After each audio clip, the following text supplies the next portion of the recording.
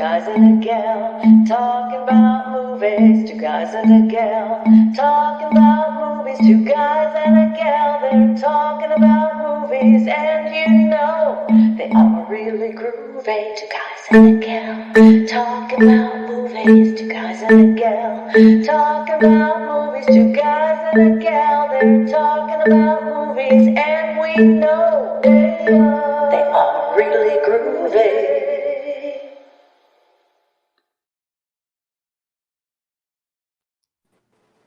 Hello, hello, everybody. And that was, of course, Diane Call, who wrote and performed that song. And here we are. We're talking about David Lynch, who's Rory's favorite director of all times. We know that Not. Rory and we're going to get into that. Okay, so I think it was Manny who came Nice up with David this Bowie idea. here. Is it Manny? Was it you that brought David Lynch, or was it Elana? Actually, It was it was mine. our guest. It was Okay, Elana. Elana. Okay, so take us away right out of the gate. Why do you love David Lynch? Why did you suggest him? Okay. I have been a huge David Lynch fan since 1989, and that is, I joke because that is when Twin Peaks was supposed to start airing. I started watching it as a teenager, and there was nothing on like that, and we didn't have, like, TV was very cookie cutter. And so to see that, it really helped to shape who I am. So I have an MFA in dramaturgy, which is the study of theater. And I did a specialty in performance art. So I was so taken with him and with his different way to look at cinema and what cinema can do, and we'll talk about that later, that I just was so excited about everything. I wanted to be I wanted to be a performance art professor. That's what I wanted to do, and I wanted to do films and some other things, and I just find him so inspirational. And it's interesting to me because I've watched a lot of these movies in my 20s or my teens, and now I watch them again I'll just say I'm 50.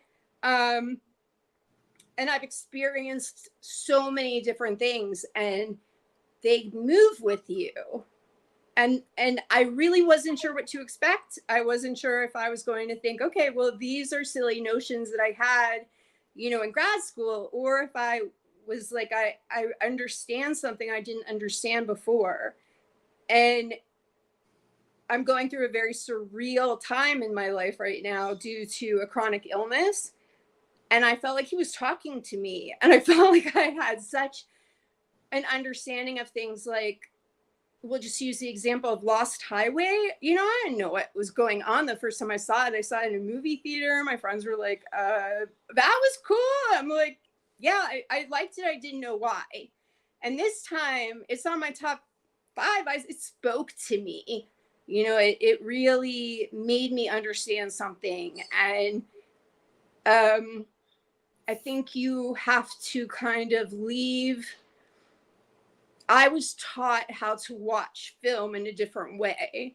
And so I think I have that advantage. I'm not expecting things to be linear. I'm not, I know that when I approach certain films or plays or wherever I'm going, I need to leave my suspension of disbelief at the door. And with him, you just let it wash over you. And I'm the kind of person also that is thinking all of the time. And I love just kind of giving that to him for 2-3 hours. And then thinking, okay, we'll just sit with that, which was a luxury that I got to do this time. So I make up for any negative feelings that Rory has towards him. I feel like I shouldn't even speak this show after that. Disagreeing is the best. but yes, as far as the movie experience goes, when I go to a movie, I am a linear thinker. And the first movie I saw of his was Dune. and I was working in a movie theater at the time, and it followed closely thereafter by Blue Velvet. And on both cases, I was like, "What the f did I just see?" Yeah. Well, you started with Dune. Nowadays, you got to pay That's the what, problem. $17 to go see a movie. So it's like, I'm not going to want a Mulholland Drive, for $17. That's going to piss me off. I'm sorry. I don't want to have to sit there and analyze every second of going, what the, So I am not a fan, is what I'm saying. There are some movies he shows that he can actually tell a story and, not change the actor midway through the movie. And by the way, there are things about him that I really do love, like his use of sound on his soundtracks for his movies, the way he weaves music, special music, and sound effects into the story he's telling. I really dig that. I love the fact that he helps actors out. He helped Richard Pryor out with his last film role. Robert Blake was really creepy and interesting in Lost Highway, but again, that movie was just off the chain weird. But Elephant Man, unbelievable movie. Just a fantastic story film, and his character work is really good. Jack Nance, who was Eraserhead, has been in almost all of his films until Jack died. He was an alcoholic, and he always had a job. Yeah, he always had a job thanks to David Lynch. So you got to admire the guy for a lot of things. But yeah, when I go to see his movies, I'm not expecting a story anymore that that moves me from point A to point B. I'm just like, okay, just sit back and see what the hell he's going to throw at you. See what happens. That was such an interesting thing that I found about rewatching his movies, and I actually rewatched them like all weekend. Yeah, I started me too. with Inland Empire, which I love, but it's a really tough one. 3 hours. It is really slow paced, and we'll talk about it more, so I don't want to give it away. But he almost, like, if you look at what was happening, like you were saying, he was helping the actors. Yeah. He was before the Me Too movement. Like, what was that, a decade before the Me Too movement? That's what Inland Empire is about. And if you can get to that point, because there's so many different layers of consciousness that he's dealing with, right? So not everybody can like just sit down and watch it, right? Again, I've been a fan since I was 14, 15, and I'm 50. So like watching Inland Empire is a very different watch right now. It's extremely different. But when I saw that, it was like, oh my God, he's talking about what is happening right now and the horrors. Like, I'm obsessed with the LA trilogy because he's telling people what's happening before anybody was willing to stand behind anybody. I mean, he really helped his actors in just so many ways and took a role in their lives and became their family. And he uses the same actors over and over. And I've never heard a negative thing about him. Yeah. And I mean, that is a beautiful thing, especially when we look at, what's happening now with, I mean, how many directors are there that you can actually look at and say, I know that is a good person and I appreciate his work. I'm inspired by him and I get to feel good about that. There's a couple, actually. Clint Eastwood likes to use a lot of the same actors. Tim Burton likes to use a lot of the same people. Definitely helped Paul Rubens out a lot in his career. Yeah. There's a lot of directors to do who use the same people over and over. If you like working with someone, you call them back out. So you see Dean Stockwell and Harry Dean Stanton and others pop in and out of Tom McLaughlin. Robert Lodge was so upset that he did not get the role that Robert Blake got in Lost Highway, that his tirade ended up in what was the one after it? Oh, he was in Lost Highway. Wasn't he the villain in Lost Highway? Was it Mulholland? It was. What's the one that goes from Bill Pullman to the Lost other actor? Highway. That's Lost Highway. That's Lost that was Highway. Lost Highway. Yeah. Yeah, he was the villain in Lost Highway. Okay, well, he wanted Robert Blake's role, and he was so upset that he didn't get it that he got the other role, and his tirade was the scene where the guy, he smashes in the back of the guy's car and pulls him out of his car, and right? Doesn't that make you like him more? Like, I'm like, you go, David Lynch. Like, everything's used. You know, like I like that part too. Like he has an idea, and he uses everything. Like there's a story of a moth attaching itself to a painting, which is right. He's a painter first, and so the moth is flapping around, and he's fascinated with moving pictures and paintings, and that's how this all got started. So it's like every single thing, everything has a place. I think even a family of cryptic bunnies watching TV together. I'm sorry? Even a family of cryptic bunnies watching TV together. So anyway, we do a top 5 list. Mine's just going to be 5. And then after that, we do what's called, quote, honorable mentions. My list is just mentions. Okay. But you guys knock yourself. I think that's important because my Yeah. honorable mentions are not exact. Well, you'll see. Yeah. All right. Well, it's traditional on the show that our guest always goes first. Oh, so, okay. Alana, why don't you give us your number one? We go from 1 to 5. So, what's your number one? I counted the 1990 pilot and television show as a unit because the pilot is technically a movie, and so that was my number one. Twin Peaks. Okay. Yeah. And why? Well, I mean, you guys could see how I lit up when I was explaining it. You know, the fact that there was nothing like that, and then all of a sudden, you know, everybody kept saying that they were expecting him to walk in the room and he would be some like creepy kind of presence. And I have to be honest, I think my brain works like his a lot. And I think that there's certain, like, I feel kind of like I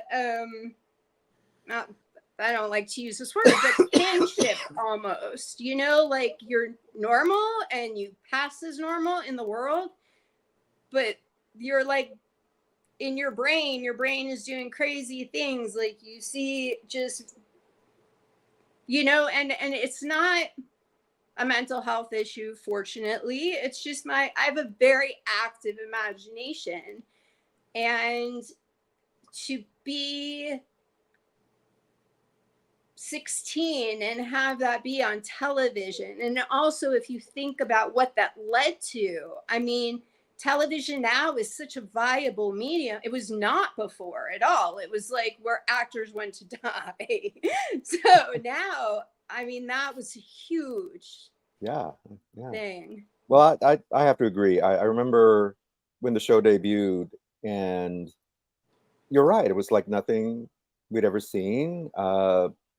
Television wasn't a serial type medium. It was very episodic, you know, it was like an episode at a time. And soap, you saw episodes or that kind of storytelling in soap operas. It was sort of committed to that, but very rarely on prime time, unless it was like a mini series or whatever. But a regular series with a continuing storyline, and it being this murder mystery of, you know, who killed Laura Palmer. And then Kyle MacLachlan shows up, who I recognize from Dune. It's like, it's the guy from Dune. And then all the crazy characters, the log lady and the tall man, and, you know, all just, it just got, of course, weirder and weirder. And even David Lynch himself appeared in the Yeah. in the episode, and David Duchovny in drag, Oh, that was who would later go on, you so know. ahead of his time. Yeah. Like, that was unheard of in I've said this many 1991, I guess. times, but I was always so disappointed that there was no crossover between the X-Files and Twin Peaks. I feel like Oh there my should have been, God. like, See, I'm a huge X-Files fan.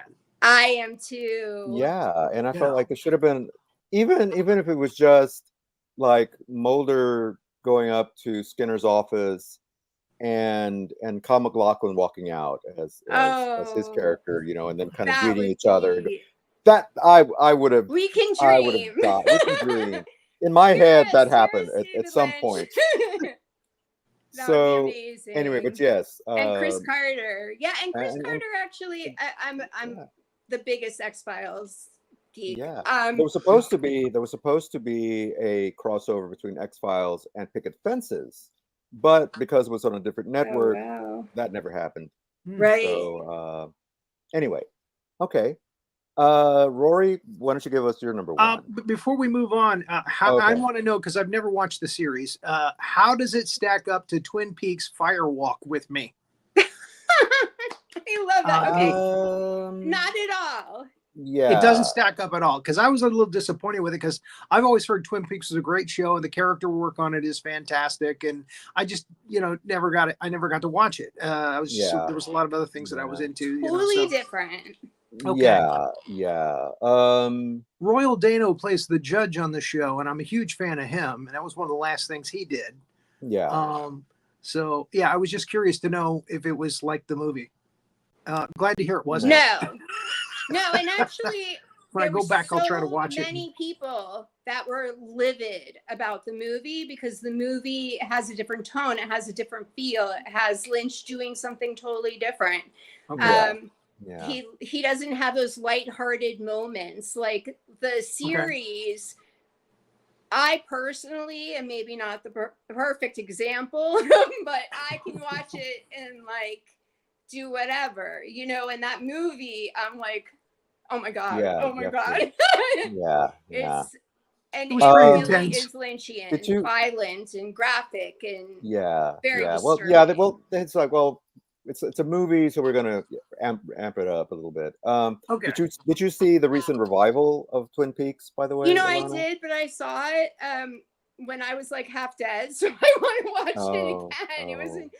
It was like right before I went into the hospital in 2017, 18. So I can't wait to watch it again. But I also heard, and I could tell that also, like, they say that it all goes together, but it doesn't really all go together. Like, the return can exist in a different world than the 1990 series.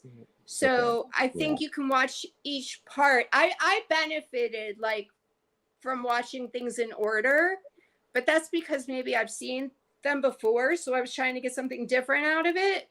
I think that when you're just approaching his stuff, I don't think that there is necessarily any order, even with the Twin Peaks world. Okay. All right. And definitely don't judge the series on the movie. Okay, good. Yeah, well, I'm going to go back and try to watch the series, eventually when I get some more time. Yeah, so, it's a good watch. It's a good watch. Good to know. It's much more accessible. It's got a lot of interesting people in the series, so I mean, I'm sure that the character work on it is wonderful. So, and it's much more linear. Character work. It's much more. But it does have those Lynchian elements. It does get weird toward in the later season. So as the show goes on, but anyway, I think Manny and I were really fortunate because we were introduced to him the way that he, the way that he came up, right? And that was you can't, like, I can't tell you how to do that. And the time has passed, but that really was the best introduction to somebody like him and to see him build off of what he had done before. Okay. Well, my introduction, I'm just going to go ahead and jump in on my number two, or my number one rather. Yeah. Is uh, is in fact his second film, which is The Elephant Man. Yeah, same here. That I thought, what a brilliant! I never saw Eraserhead before that, No. but I jumped in with Elephant Man, and I thought, wow, what is this? And then knowing that it's based on a true story, but incredible performances from William, not William Hurt, from John Hurt and Anthony Anthony Hopkins Hopkins, yeah. as the Doctor, and Hurt as the Elephant Man, as John Merrick. Oh, I mean, what an awesome piece of film that is. And one of the best villains ever in Freddie Jones. Oh my God, what a sleazeball! He's wonderful in that. He's so nasty. So I've never seen it, but oh wow, there won't be spoilers. I had to make the conscious decision not to watch it because I don't think I can emotionally handle watching it. So it is one of my honorable mentions because I think that if somebody is able to watch it, then they definitely should. It's an Academy Award nominated film as well as Golden Globe nominated, and there's a reason. It's just a very, very wonderfully put together film. Because I hate that I can't see it, but I know I just can't see it. So I watched people explain it, and I read all the critics stuff, and I wish I could watch it, but it's emotionally an honorable mention. Oh yeah, it's emotionally devastating, but yeah. So that's why. Have you heard Mel Brooks talk about it? That was my favorite. Hearing Mel Brooks. He was he was a producer. Yeah, he was a producer. Right, I know. Who would have it? Yeah, it's beautiful, and definitely. I think he didn't want to attach his name to it because he didn't want audiences to think it was a comedy. Right, I know. Yeah. So, but that's why Anne Bancroft is in it. Right. Yeah. And it's Freddie Jones. It's a heartbreaker. I really don't think I could take it. I wish I could. Maybe when I'm healthier, one day. It makes me sad that I can't see it because I know that's such a pivotal thing, and I love the fact that the Straight Story, I opted not to see it at the time, and now I really regret it because I didn't have an appreciation for comparing what he does with watching him do something that would be maybe more mainstream or more traditional.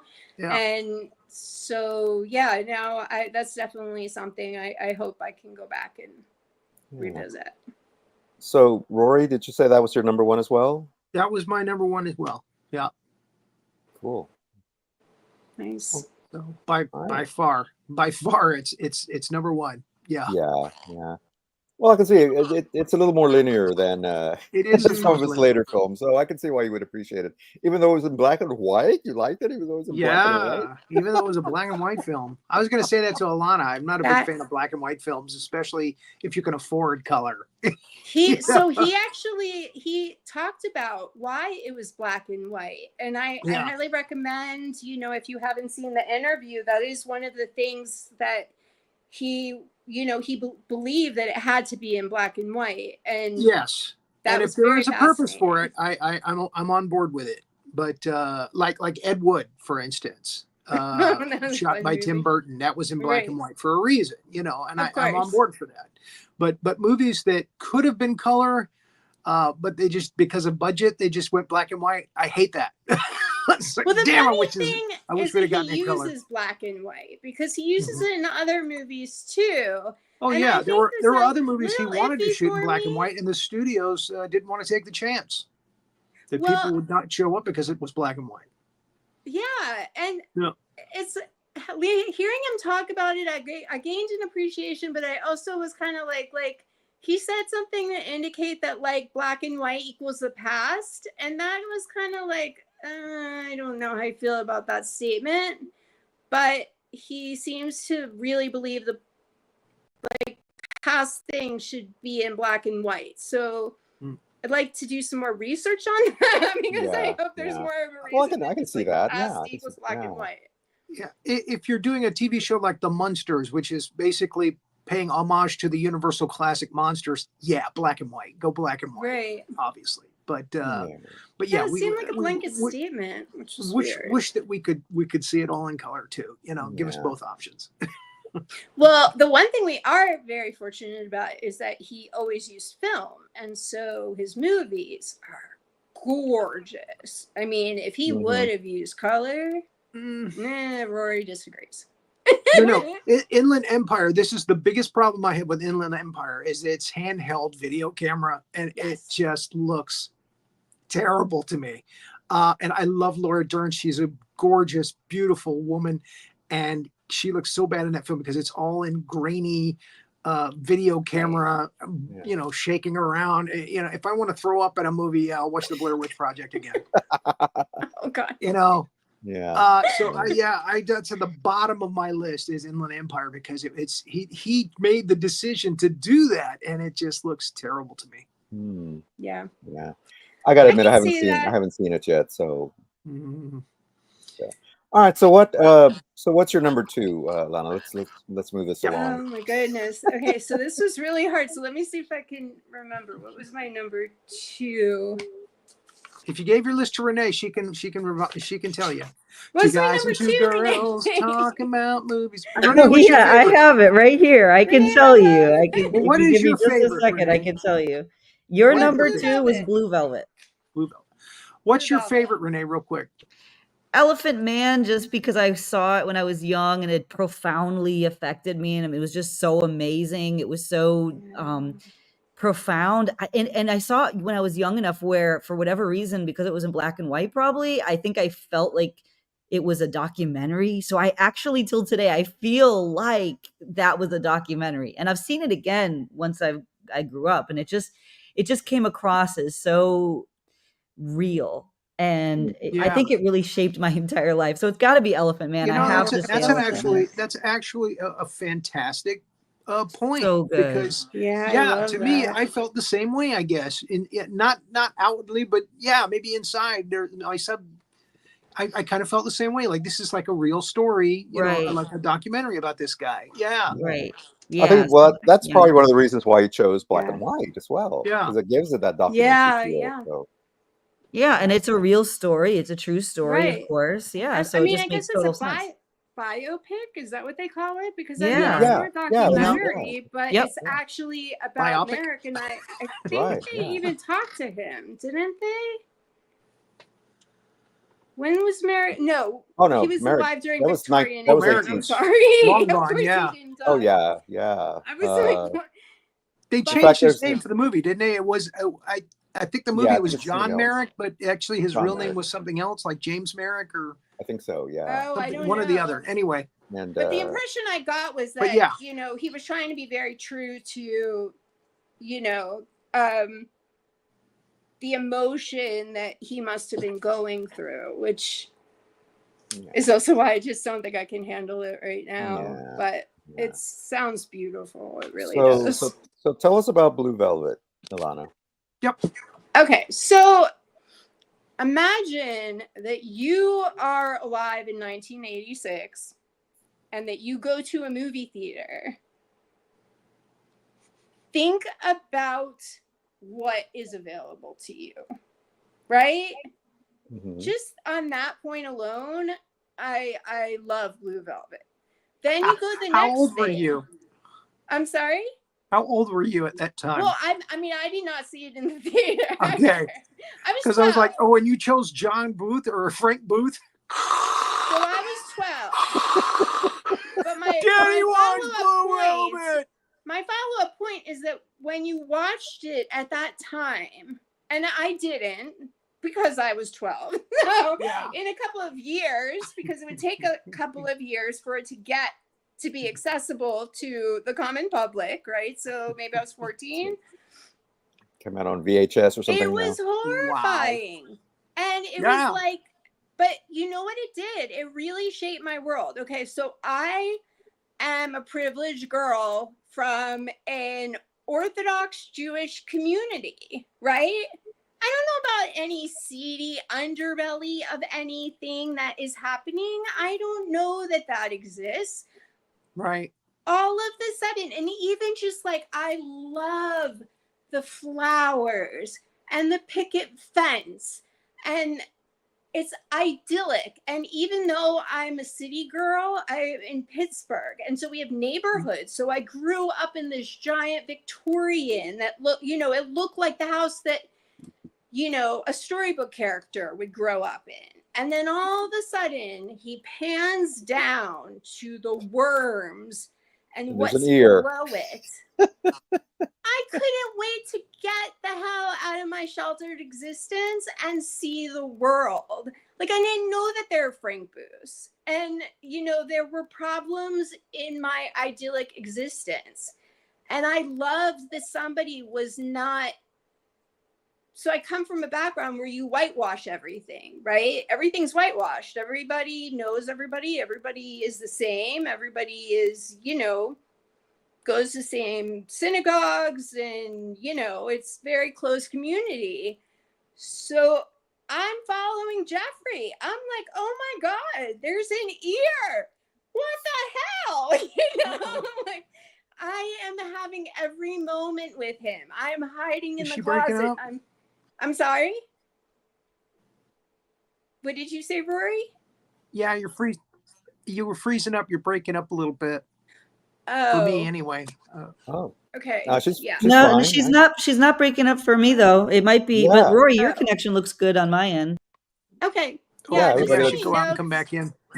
The camera's weird, so like I keep moving it. It's on my iPad, and the camera's in this really bad place. Yeah. No, you're good. You're centered. So yeah, I mean, for me, it was just like, oh my God, like I was a public defender when I got sick. So like from, closed community, like, everybody, to being a public defender, that's what Blue Velvet did. Like, it changed my life. It made me want to do something different and see what's out there and, find mysteries. And it was so important to me. Yeah, that ear. Right, scene. find an ear. I want at me, Elana. And go find an ear. Less mold, though. That was a little gross. Yeah. And Isabella Rossellini. Oh my God, so beautiful. She has never done anything before. Like, he has the best luck. He just feels something in a person, and she is the only person that could have done that role. Yeah. I mean, and actually Frank Booth.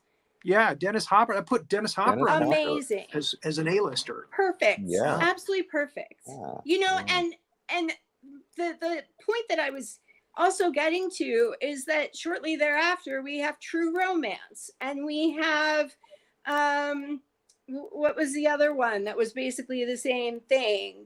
Oliver Stone's Natural Born Killers. Yes. So we have two movies immediately following it that are basically paying homage to it. Yeah. So, I mean, the impact you can't argue with. Oh yeah. Cool. They were trying to David Lynch it. Yeah. Lynch it. And then even just like the world. That's horrible I thing to love say. his worlds. The blue curtains and every detail. He is clearly thought out. How do I make, like, one of the interesting things to me was that they asked Mel Brooks why he picked David Lynch. And they said because he takes something that's muddled and he makes it so clear, and everything goes to that. And you can really see that. I know. Well, if you're letting yourself get lost in the world and you're a fan of his, then you see that, and especially in Blue Velvet. So yeah. I will admit, talk about I said the first time I saw it was like, what the hell did I just see? But I watched it again this weekend, and again, it made more sense to me. And I was like, okay, maybe I was a little too harsh on this one when I first saw it. And Dune too, because I saw the extended version of Dune this weekend, which had a lot more added to it. I don't think I could. I shut Dune off halfway through. Like an extended version is like my nightmare. So, but when it came out in the theaters, it was just like, I'm not following this. What the hell? What's going on here? So in any case, it was much easier to watch them this weekend than it was when I watched them when they came out in the theaters. And again, I was working in the theater. Because I'm sorry to interrupt, but and I can ask both of you this, because I think there's a significant period of time between some of the movies that we saw when we were in our 20s and some of the movies that we've seen now. And I don't want to assume anybody's age, but I think that you're in, the same range as I'm 60. I am. Okay, so what was it like to watch it when you're 30 or however old you are, and watch it 30 years later? Again, 82, I was 18. I was in high school. I was working in a movie theater. That one came out in 86, right? So that would have been 86. 22. Again, it was just very confusing to see Blue Velvet at 22. Yeah. And what really set me off was the stupid robotic animatronic bird at the end of the movie. And Laura Dern looks down and goes, "Wow, life is funny, isn't it?" Or something like that. And I'm like, what the hell? There's the hell out of me too. And I'm like, that's like the one thing. And I get it. And I'm just like, I don't know why that pissed me off so much when I was young, but it did. It was like, that bird looks so goddamn fake. I didn't notice the first time, but this weekend I was like, go away, stupid bird. Again, that was before CGI, so they had to do everything with practical effects. And again, trying to train a bird to land on your windowsill and give a little chirp and fly away or whatever is probably not easy. Like, what is that? Have an ant or something? Yeah, you can't you basically have to be like, here, bird, act. So, So anyway, Blue Velvet is my number 5 on my list. So we don't have to do my number 5 at the end. My number 2 was Wild at Heart.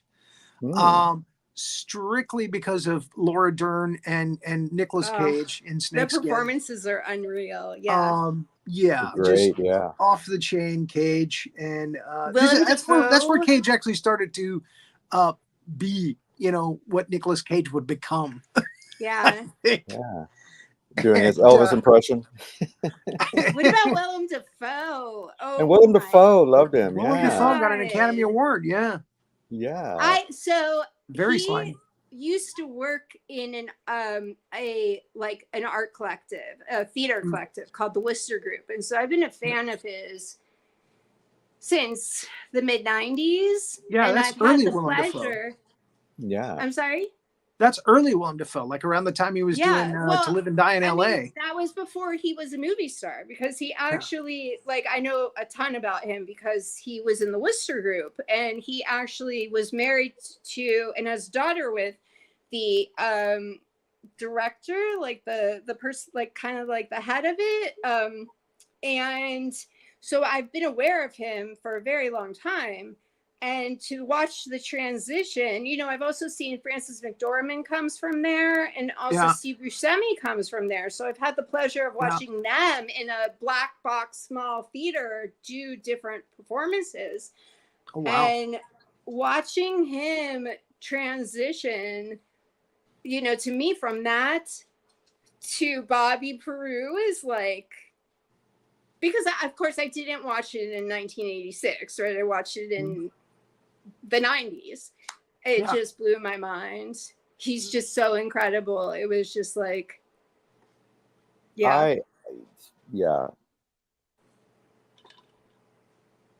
that was my number 2. Cool. Yeah. Good choice. I hated the makeup job on his nose at the end of the film, but I miss Nicolas Cage. That was so oh my God.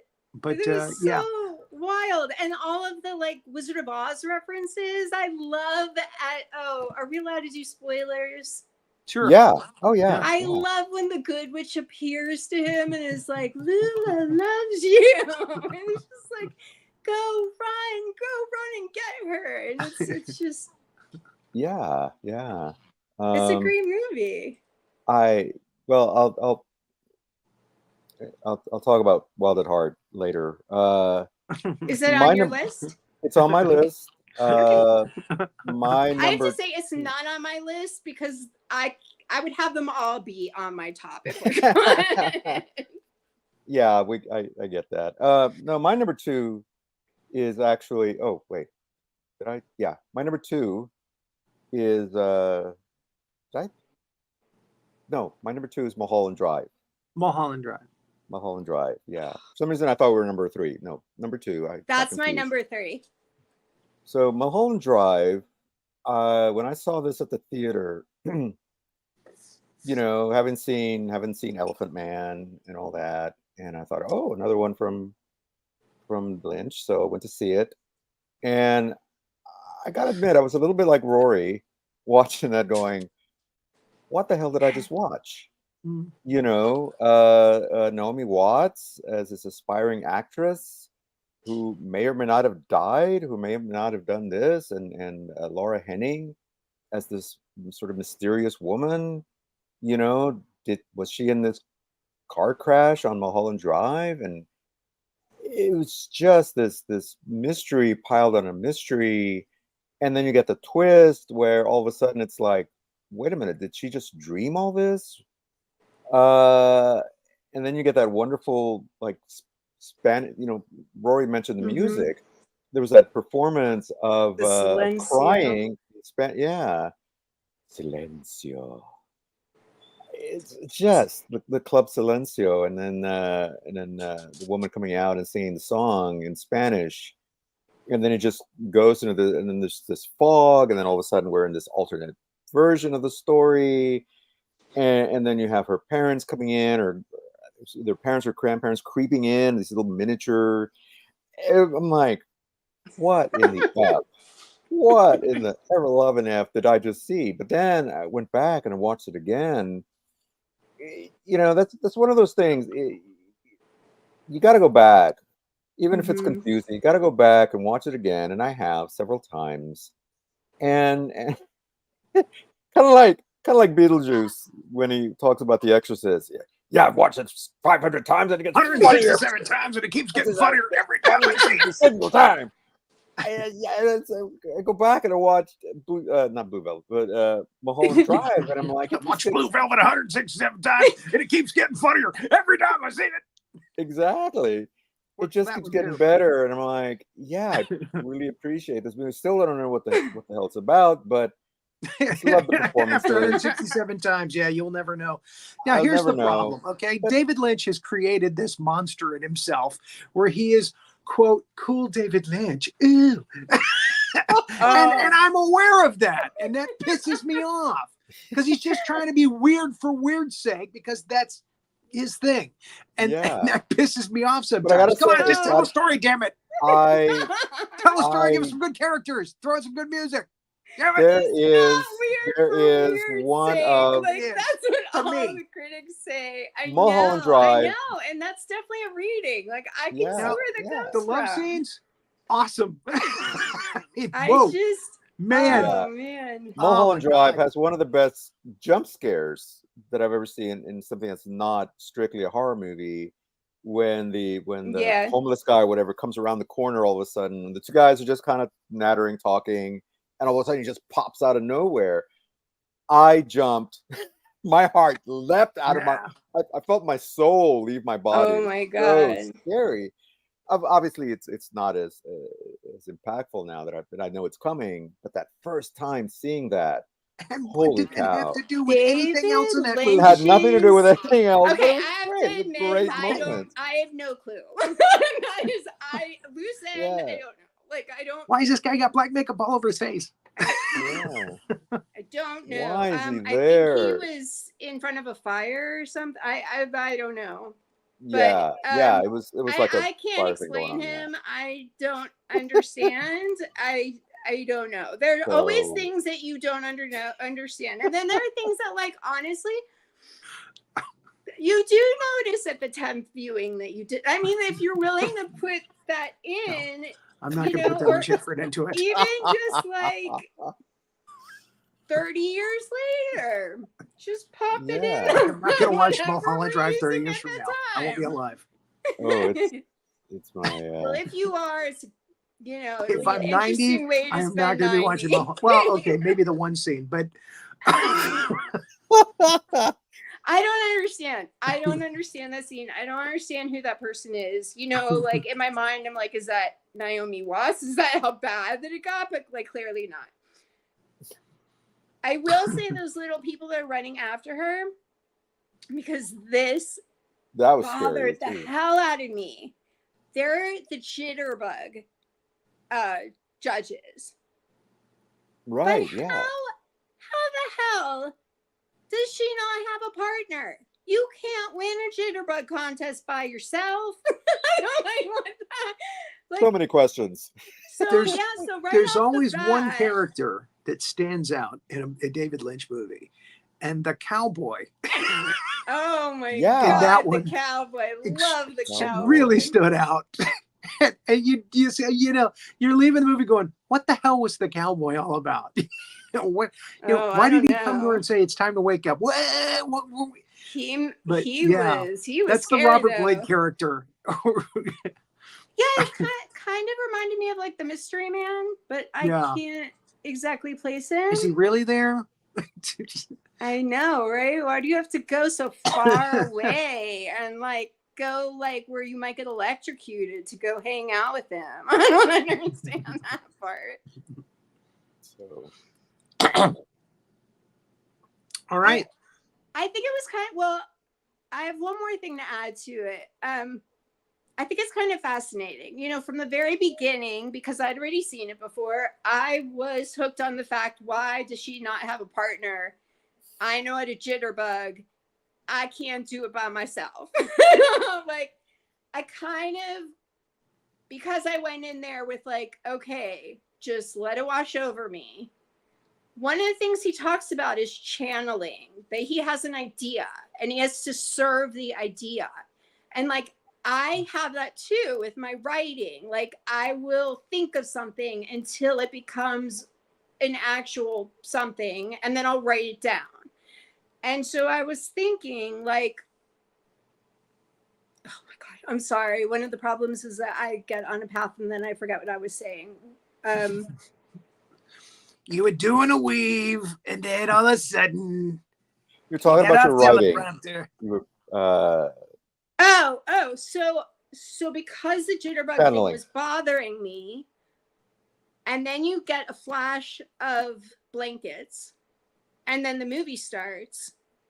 For the first time of viewing it, I was like, it's not real. None of this is real. So I kind of just watched it as if it was not real until like the part where it very glaringly obviously becomes real.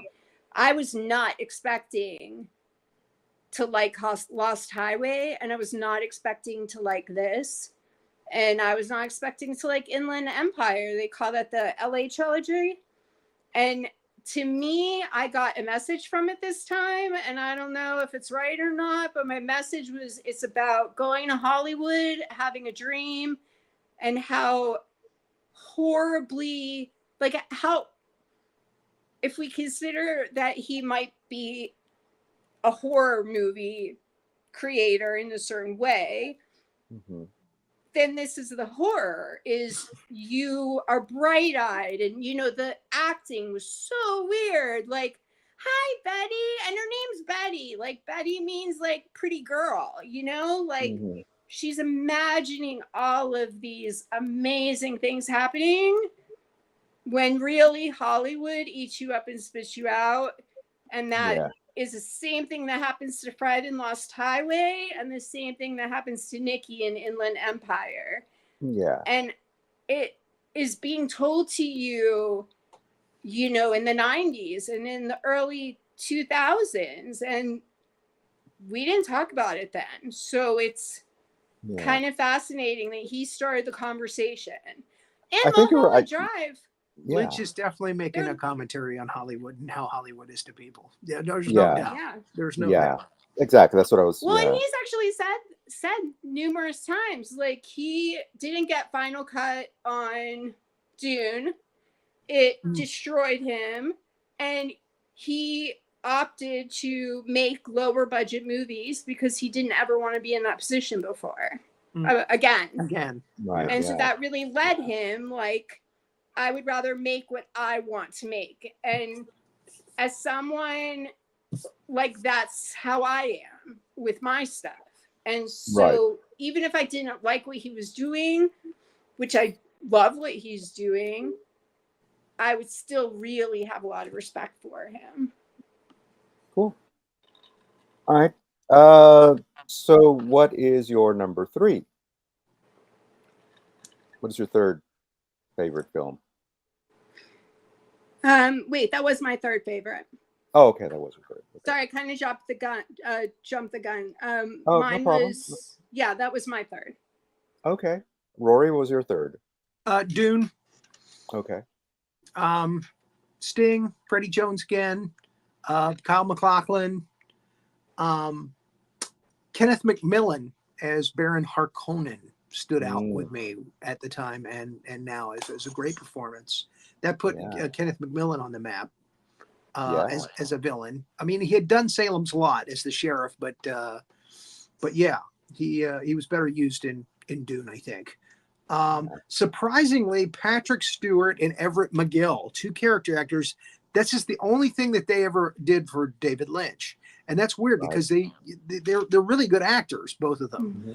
I'm surprised that he never worked with them again, but because again, he likes to use the same actors, especially if they're good.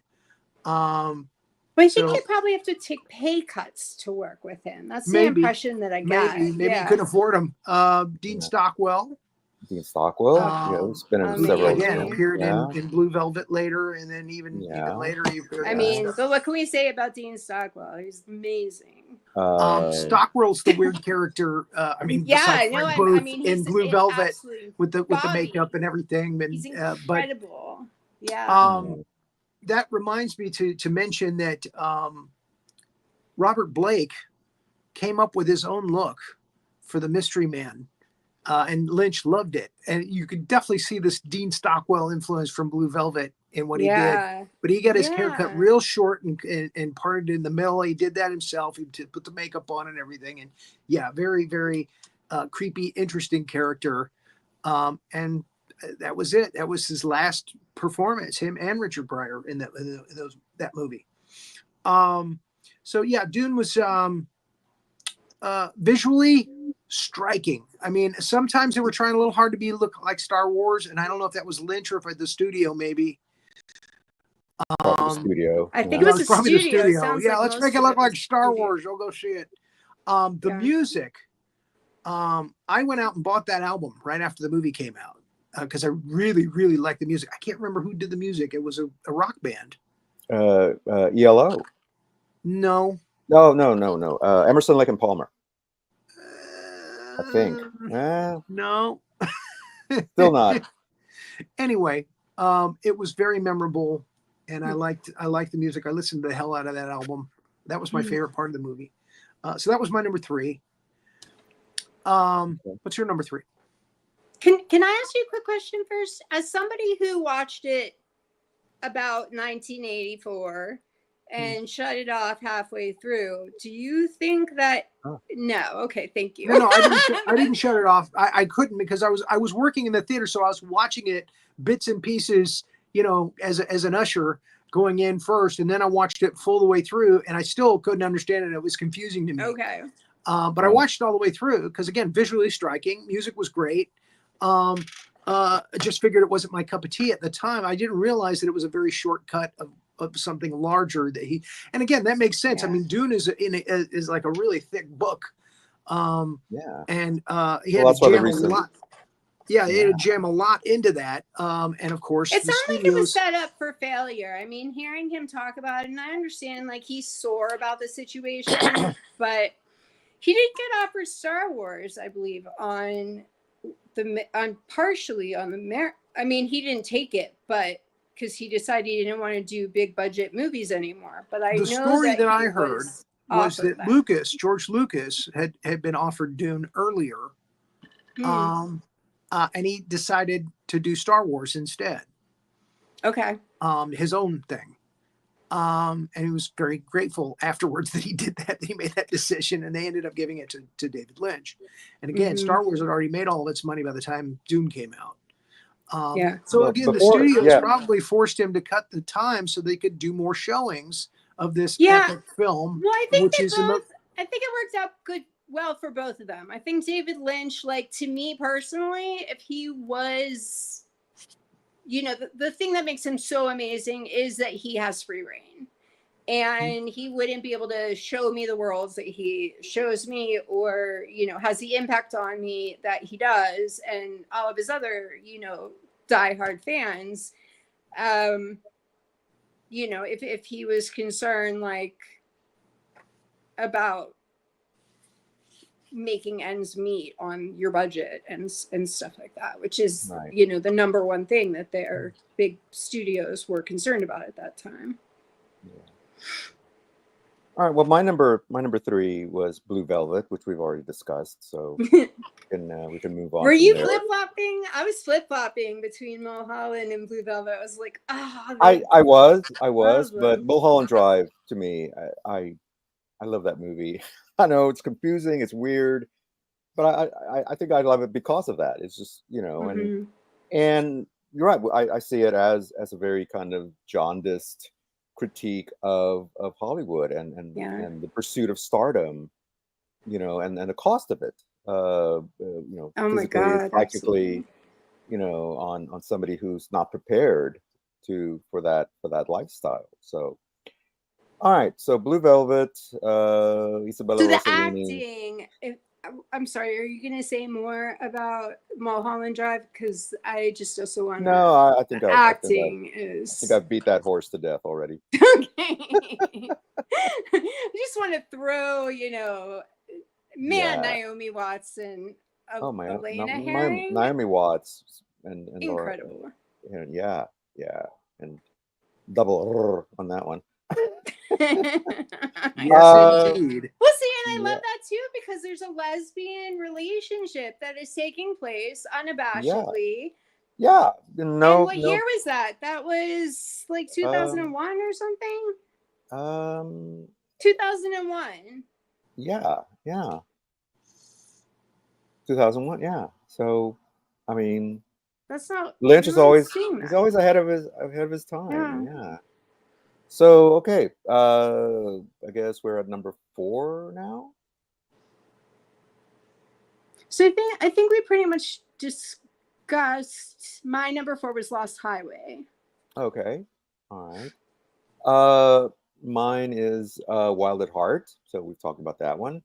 And can we just say the scene that immediately comes to my mind is poor Willem Dafoe getting his head blown off in that very, and then his face just falling to the dirt. And you know, that's the only thing. It's like Wild at Heart. What is that? Oh, is that the one where the guy his head gets blown off? I'm like, how did that even happen? You know, he trips. He's got the shotgun, and kaboom! I'm like, what in that? And I was like, it was just this very graphic moment in this otherwise, you know. But again, like I said, we have the recurring cast: Laura Dern, Isabella Rossellini, Harry Dean Stanton. You know, was McLaughlin in it? I forget. That's the one that Willem Dafoe is the and Willem Dafoe is the villain in. Yeah. What's the lady's name? I always forget. And Diane Ladd is in this movie. So yeah. By the way, the music for Dune was done by Toto. That's right. And some songs by Brian Eno. Right. Yeah. Which I think includes Toto. Eno used to do like everything at that time. Yeah. So that's really cool though, if you think about it, that he got Toto to do the Dune soundtrack. Yeah. I mean, it could have been I Tangerine Dream, but I love his music is my music. Like there's a yeah. story that he wanted to get. I don't know if you guys are familiar with the label 4AD, but there's a label 4AD where like the Cocteau a lot of shoegazers run. The Cocteau Twins run. Oh, Lush. Papa Dreams. They have these. All the bands got together and they did these compilations, and it's called This Mortal Coil. And his very favorite song that he actually wanted, and as soon as he had the money, he bought, is one of my all-time favorite songs called Song to the Siren by This Mortal Coil, which is actually the vocals are Elizabeth Fraser from the Cocteau Twins. So I really liked that. I mean, I love all the Julie Cruz stuff. I love Angelo Badalamenti. I love Christabel. Like I love whatever kind of music he's working on. It's something different, and it usually has this very ethereal aesthetic that I really love. Yeah, yeah. That's one of the things that really, going back to Twin Peaks, the music, Badalamenti's music just stands out. That nice slow theme that he does. In fact, I bought it on a single cassette. I still have it somewhere. Just I awesome. One of the wore best. out Firewalk with Me. Yeah. I wore that CD out. That is one of my Yeah, favorite the music. I mean, soundtracks. if anything, the music definitely stands out. But before Lynch was going to do Dune, a director named Judd Jaworski was going to do it. And in fact, H.R. Giger, who went on to do Alien, did a lot of production design for that movie, as well as some of the guys who designed for Star Wars as well. So it was going to be a whole big thing, but then like financing fell through or something happened, Yeah. and his version never got made. And then they handed it to Lynch later on, which he was just coming off of Elephant Man. I mean, this is like his third movie. Yeah. So that was a tremendous thing. All right, so my number 5, I'll just jump ahead. My number 5 is Dune, as a matter of fact. And I saw it at the theaters again. And I'd read the book like years and years before, so I'd forgotten a lot of the details. I thought, oh, I'll see the movie, and I enjoyed it for what it was, what I remembered. And but again, the cast is just tremendous. Kyle MacLachlan, Francesca Annis, Everett McGill, like you said, Sean Young, and of course Patrick Stewart, who went on to play Captain Jean-Luc Picard on Star Trek: The Next Generation. Just had to mention that. Richard Jordan, who I remembered from Logan's Run. Yeah. Just again, tremendous cast. Regina Madsen as the princess. Jose Ferrer. Oh my God, I just go on and on. Yeah. Sting, of course. Just an incredible cast. I mean, the story that followed the book, like I said, it of course, big chunks of it had to be cut out of the book, and I don't know if a lot of that made it into the deleted scenes. I remember when they showed it on TV, they restored a lot of stuff. They also added a lot of like animated things, to kind of like filler material that I thought, oh, why? Like, did they lose the original footage? Or what is that about? And I hated the TV version of the movie. They play it as a miniseries.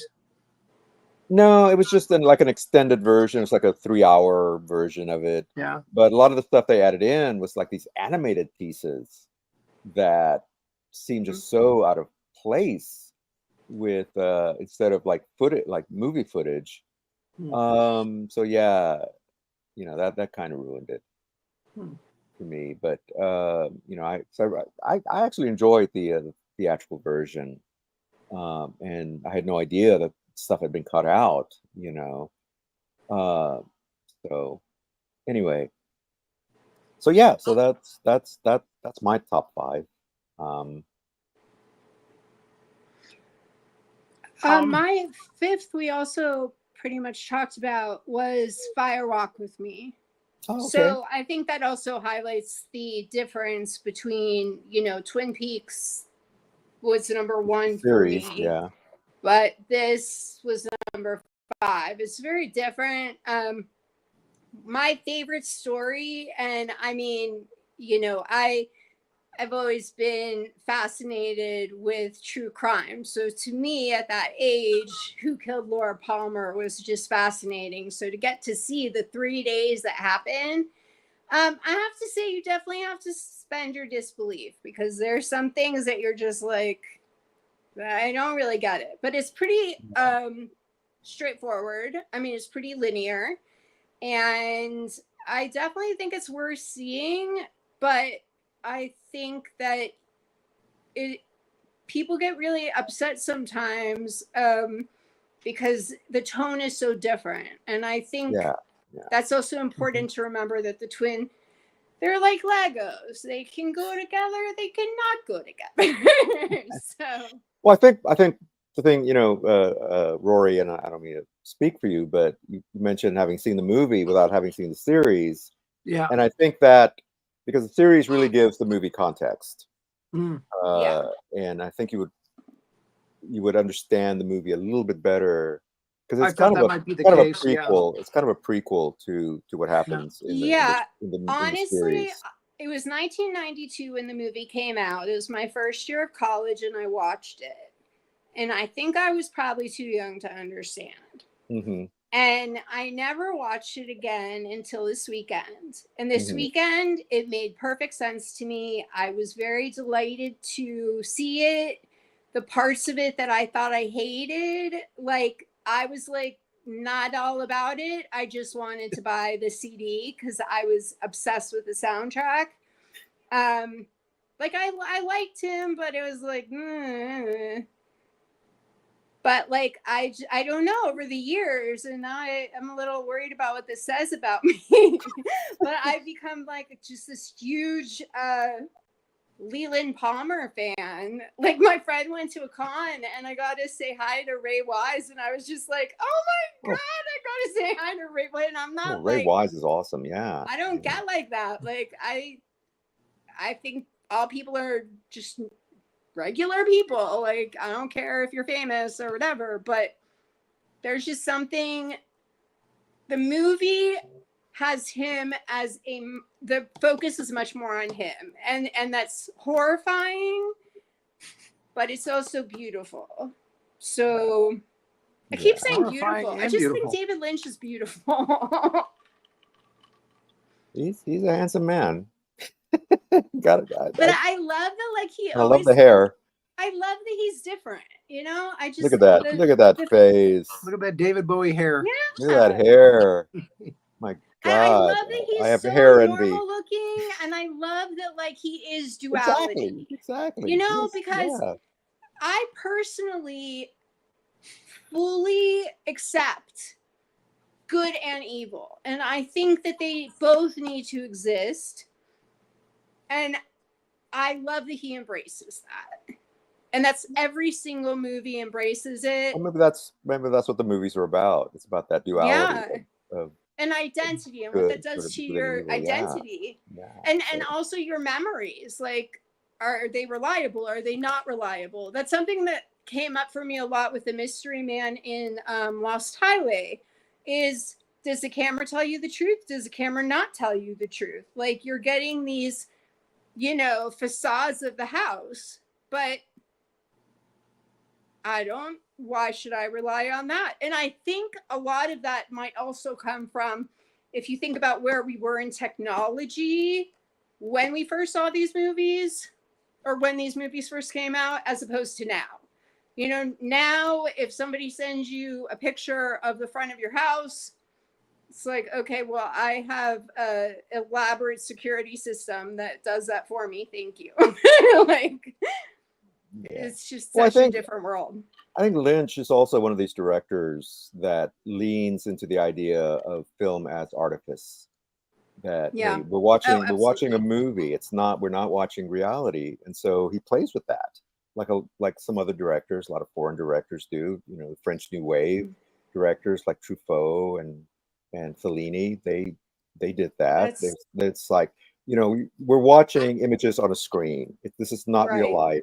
And so we're going to play with that. We're going to play with that very idea of reality versus, you know, imagination. Absolutely. And that's one of the things actually that kept making me when I was watching Mulholland Drive. So one of my very favorite movies like of all time is Persona by Ingmar Bergman. And I don't think I realized this before, but Mulholland Drive, I just kept thinking of I don't know if the two of you have seen Persona, but there is you have to see Persona. It is so good if you are a Bergman fan at all. But there's a lot of symbolism and a lot about like the women. There's a woman, and then there's a woman that's paid to help the woman that is not doing so well. And I don't want to give more away, but it's about where they begin and where they end, and you know where their identity is, and the reliability of memory. And I did some research into it, and he admits that Persona did influence him. And so I think that there are a lot of things, even though he doesn't usually tell people what his movies are about, he definitely gives clues. There are so many clues that I picked up. Like one of the ways that I got the LA trilogy being about the horrors of Hollywood is because he was talking about Sunset Boulevard. You know, one of the ways that, you know, I just, and I guess that's something that you don't have the first time you see it. You know, like I was, let's say 20. I didn't have the canon of knowledge that I have now. And so now I can go back and I can be like, wow, Mulholland Drive really reminds me of Persona in these ways. Okay, so the trilogy is Mulholland Drive, Inland Empire, and Lost Highway is the first Lost one. Highway is part of the LA trilogy. Right. Okay. All right. Yeah. That makes sense. Yeah. And I was shocked because honestly, I knew that I loved Twin Peaks and there was never a question in my mind. I remembered the LA trilogy, and it did not include Inland Empire because Inland Empire was made in 2006 and nobody would fund it. And so it went, Lynch put it out on his own, like straight to video or whatever they call it now. Yeah. Because he wanted people to see it because of the message. But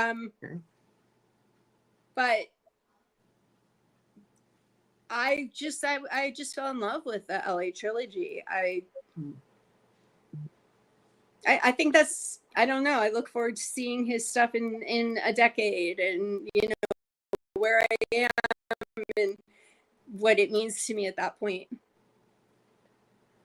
So Rory, how do you feel? Did you tell us your top 5? Your 5th? Actually, I still have 4 and 5 to do, but my 5 is Blue Velvet, which we've talked about, you know, ad nauseum, and we have not really talked about Eraserhead, which is my number 4. And this is the only Lynch film that's really weird that I really like, and it's in black and white. Nice. It's such a bizarre, weird story, but I like it. I mean, it's fun, and I love all the characters. I especially love the woman in the radiator. She's adorable, and those big chipmunk cheeks. And I'm surprised she never did anything else besides that character. She is so cute. She's that little dance she does. It's hysterical. It's just so minimalistic, and it's just funny.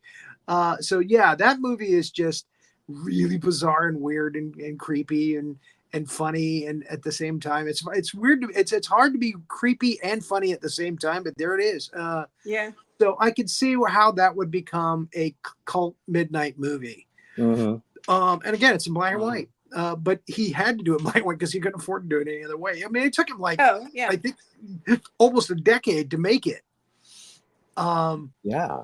And I had not seen it in its entirety. I just seen clips of it until this past weekend, and I really liked it. It was like, it was one of the first things I watched. So I can't believe that we're just now getting to Eraser. Yeah, I know, right? So that was his first one.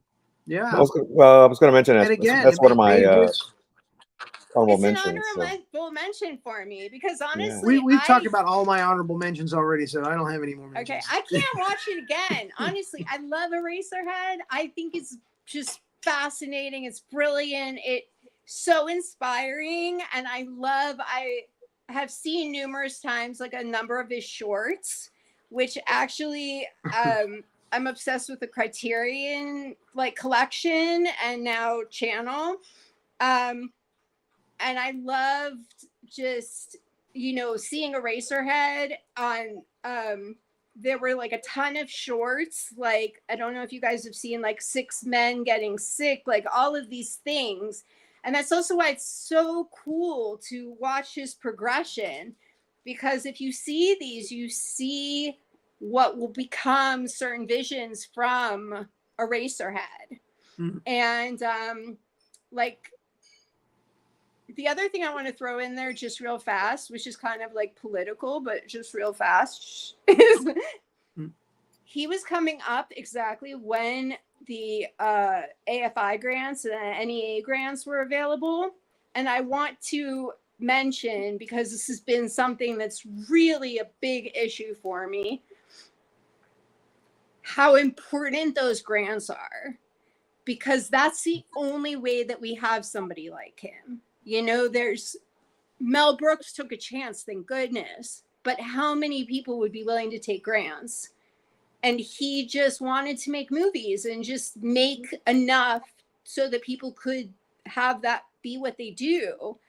And we were set up in our government at that time where those things were looked at as benefits to society. And so, yeah, I'm kind of a political person, so I just wanted to throw that in there because, I mean, not having David Lynch and the countless other directors who were able to create their visions because of it, it's, I'm so grateful that existed and that worked the way it did at that time.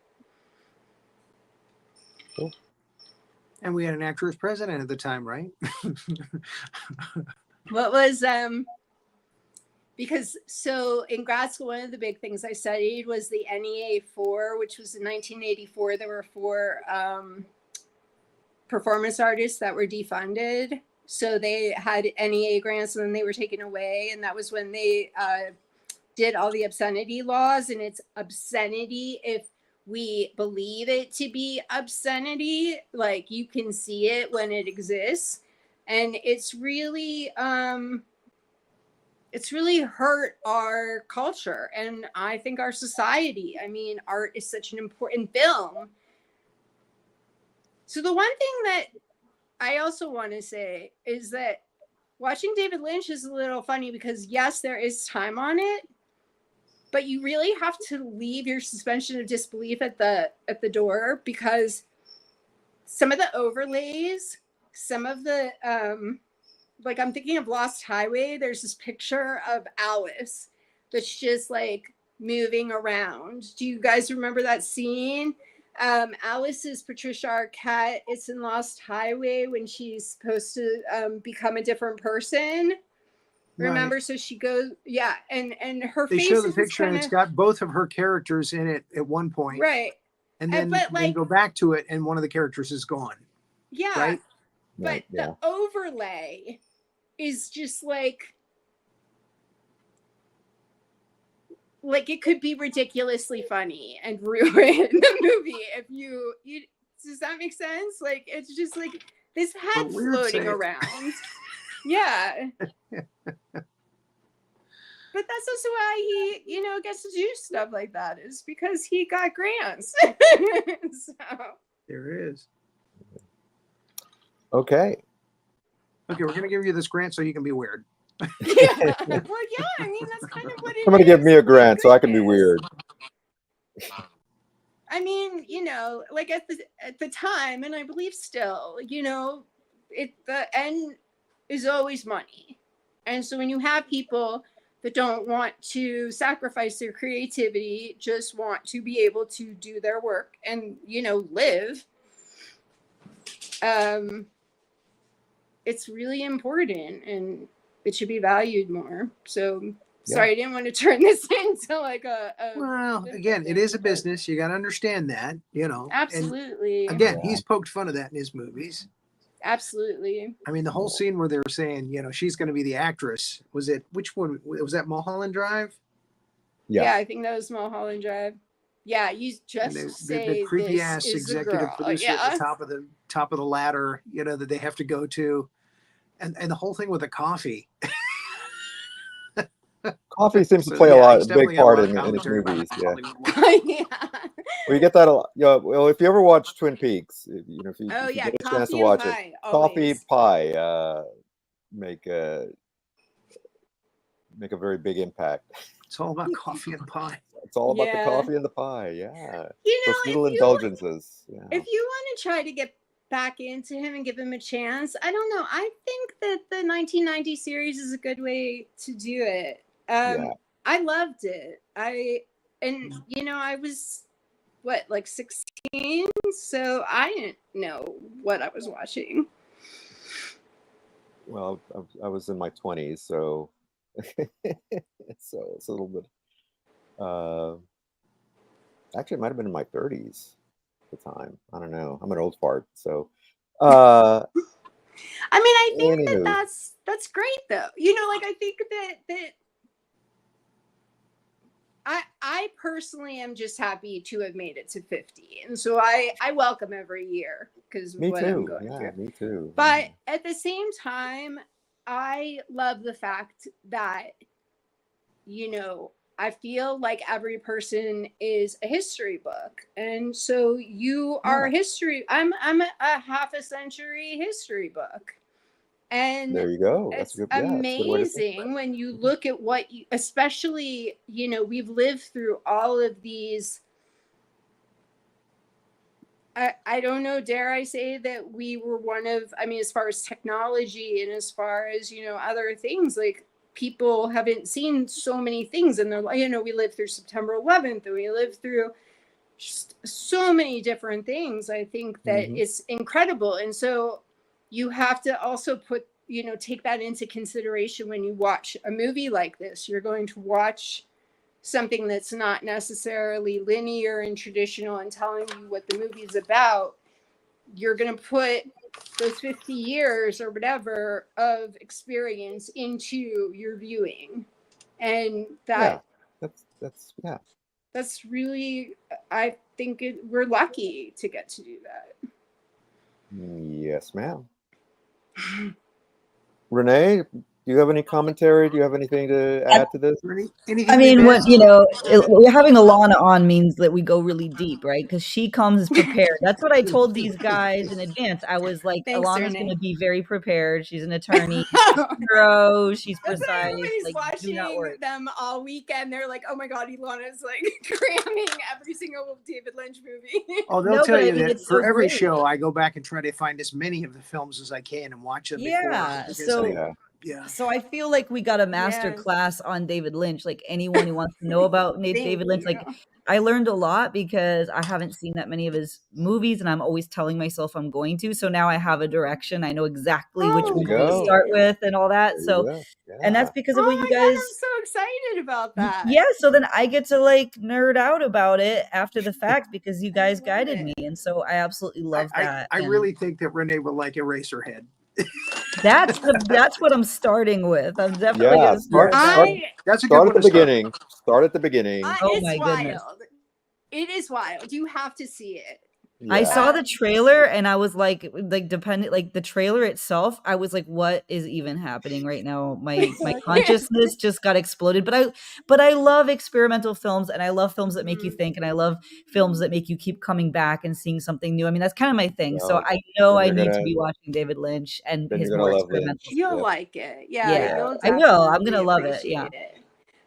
I mean, So I'm I did excited watch to do that Eraserhead then. again, but it was one of the last. Well, I mean, when I was in like my 20s, it was one of the last movies I watched by him, and it was like, I have to. Like, how can I say I'm a fan if I haven't seen this movie? Yeah. And I Except for don't Elephant want to Man. see it again, but I'm thrilled that I can speak about it and that I had that experience. Yeah. Yeah, so this is great, and I really am proud of this episode because, like I said, it's so cool it's like an MFA level. You basically get your MFA and David Lynch and certain types of experimental movies and I love nonlinear thought. this. Thank you Yeah. for letting me pick Lynch. I was like, they're either gonna love this or hate this. So- No, it was great. Great. Yeah. It was really great, yeah. And we've converted Rory to a fan now. He's gonna buy all of them on DVD oh and my god, Blu-ray but now. he has an open mind about it, right? I don't know if I go that far, but Oh, You oh did my ask goodness. I may go about back the and watch Twin 1990 Peaks. series, so I take that as Do watch as Twin a- Peaks, yeah. I'm Yeah. excited. So, I'm probably gonna go back and watch Twin Peaks. So you've got me Oh. there. I love that. yeah. I totally yeah. love that. Excellent. All right. So what is coming up in the week ahead? Well, at 10 p.m. tonight, we have Rory Penland and I will be live with Carrie Harrison for a new edition of Carrie Harrison Files, and he's going to debut a never before seen conversation that he had with Hillary Clinton. Oh, wow. And so we have that clip and we're going to play it. And she talks about Trump and some other things apparently. And so she's terrible. She's terrible, I tell you. As she She's talks about me, terrible lady, nasty very nasty woman. woman. She's a nasty woman. And so we're going to hear from the nasty woman herself tonight. Oh, And wow. so 10 p.m. So tune on timely. I in. vote tomorrow.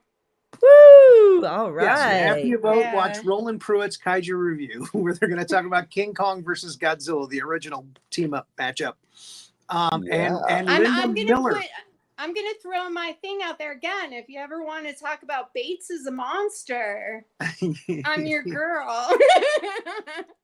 Linda Miller, who was in King Kong Escapes, the Toho film, is going to be there to help us comment. This is the first time that she's ever commented on the other Kong film by Toho.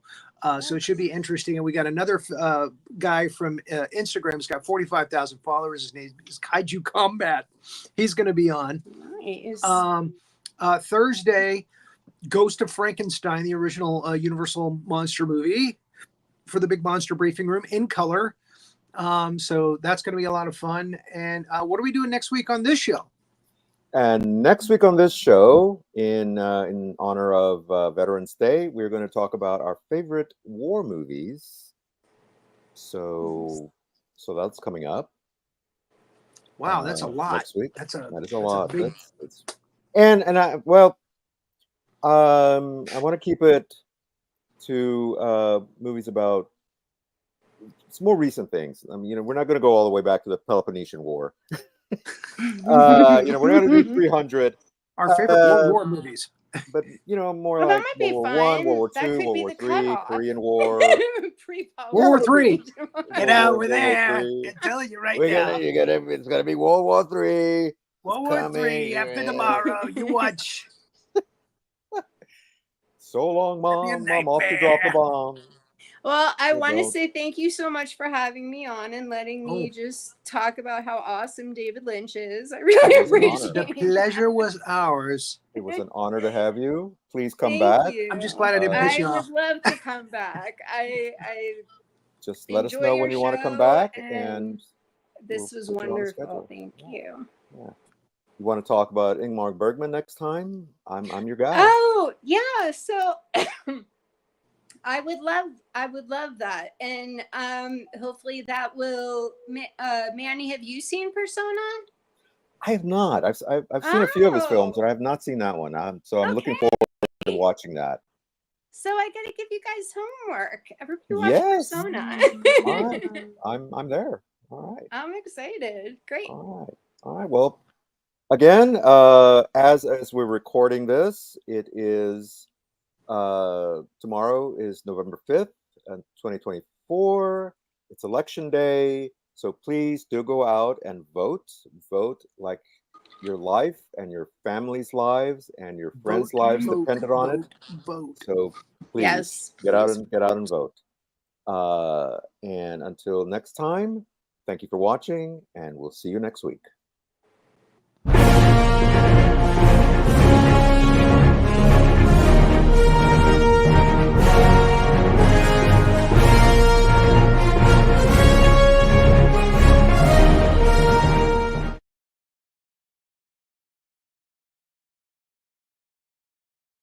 Thanks for watching this episode of Two Guys and Sometimes a Gal Talking About Movies. Be sure to like, subscribe, and click that notification bell to get future episodes.